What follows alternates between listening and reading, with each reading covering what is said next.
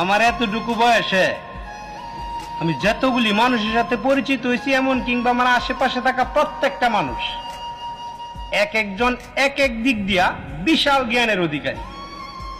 এক কথায় বুকা কোনো মানুষের সাথে আমার পরিচয় নাই। এই দুনিয়াতে একমাত্র আমি মানুষটাই বুকা রয়ে গেলাম।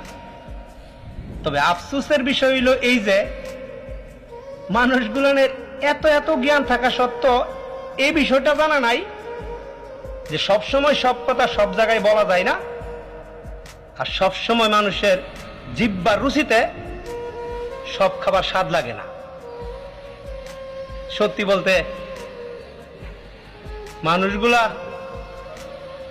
এই ব্যক্তিটারে কখনোই বুঝে নাই, কখনোই চিনতে পারে না।